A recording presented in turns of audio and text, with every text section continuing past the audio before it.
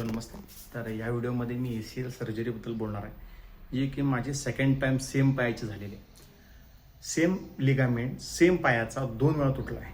2017मध्ये माझा एकदा ACL cut झाला होता, त्यातनं मी रिकव्हरी केली होती. पण आता 2025 डिसेंबरला माझा पुन्हा ॲक्सिडेंट झाला. म्हणजे मी पडलो आणि त्यामुळं पुन्हा सेम पायाचा जो लिगामेंट आधी बदलला होता तोच लिगामेंट तुटला आणि सेम पायाचं परत ACL सर्जरी मला करावी लागली. आणि त्याच ACL सर्जरीबद्दल मी थोडी माहिती देते तुम्हाला.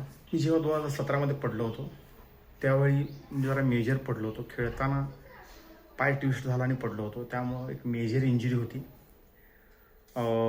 त्यामुळं मला डॉक्टरांनी कमीत कमी 3 ते 4 महिने थांबून नंतर माझी ACL सर्जरी केली होती.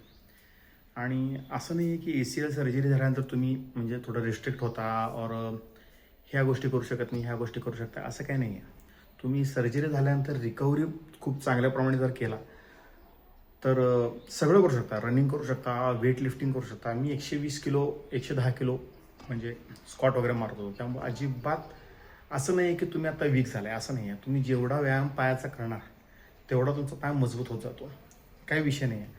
आणि ह्यावेळी जेव्हा मी पडलो तर पडलो स्लोमध्येच होतो, पण पाय जरा ट्विस्ट झाला आणि तोच लिगामेंट परत मोडला.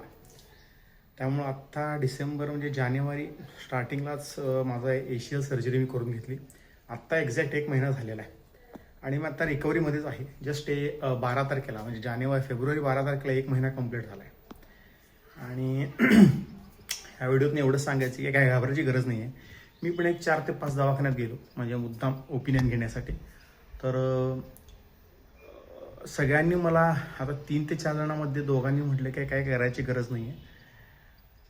म्हणजे पाया जर साईडला वगैरे जात नाही आहे तर तुम्ही वेट करू शकता, लगेच करायची गरज नाही आहे. पण आणि 2 ते 3 डॉक्टर होते, त्यांनी म्हटले की जर तुम्ही आत्ता एक 4 ते 5 महिने ओके, नो प्रॉब्लेम. 4 ते 5 महिने, 6 महिने, 7 महिने, वर्ष धरा. पण त्यानंतर काय होणार आहे, जर तो लिगामेंट नसल्यामुळं पाय तुमचा डिसबॅलन्स होण्याची शक्यता असते आणि तो मग जे पायाच्या मधली गादी आणि जी कार्टिलेज असतं ते घासायला सुरू होते. त्यांनी मला क्लिअर कट सांगितलं, आत्ता मी एक्सरसाइज करतोय, सगळं करतोय, ओके ठीक आहे. पण एक वेळ अशी येईल की ते घासून जेव्हा तुम्ही फास्ट मुवमेंट करायला जाणार तेव्हा ते कार्टिलेज घासायला लागणार. कार्टिलेज घासल्यामुळे ते हळूहळू संपत जाणार. मग जेव्हा आपण 40, 45, 50च्या घरात जाऊ तेव्हा त्रास खूप होणार. त्यामुळं मी पण ह्याच्यावर स्टडी केली आणि मला एक कळलं, डॉक्टर काय म्हणतात ते सोडा, की तुम्ही कितीही चांगला असला ACL जर थोडंसं कट असेल म्हणजे आता पूर्ण जोड आहे त्यातले अर्ध ACL कट झाले फक्त आणि अर्ध जोडलेलं आहे, नो प्रॉब्लेम, तुम्ही रेस्ट करा, जुळून जाईल. त्याला रक्तपुरवठा कमी असतो म्हणतात, त्यामुळं जरा वेळ लागतो जोडायला, पण जोडतं.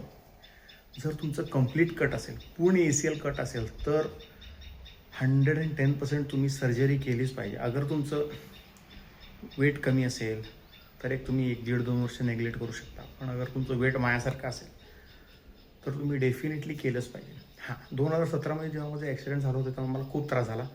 मी सिंगल जिन्यावरनं खाली उतरायचं म्हटलं तरी माझा पाय लेफ्टला सरकायचा, गुडघ्यातनं पाय सरकायचा.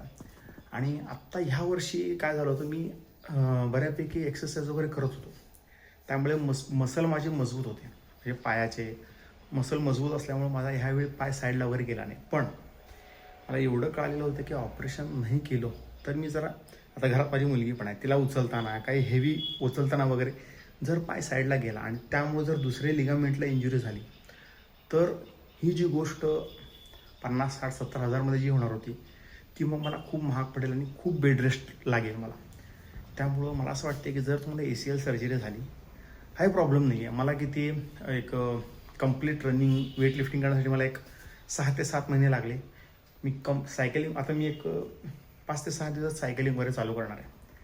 त्यामुळे एवढी घाबरायची गरज नाही आहे. आत्तापर्यंत मी सेम पायाचा लिगामेंट मोडला असा व्हिडिओ बघितला नव्हता, त्यामुळे मला हा व्हिडिओ बनावा वाटला, त्यामुळे बनवला. जर हा व्हिडिओ आवडला असेल तर लाईक, शेअर आणि सबस्क्राईब करा. आणि काहीतरी शिकायला मिळालं असेल तर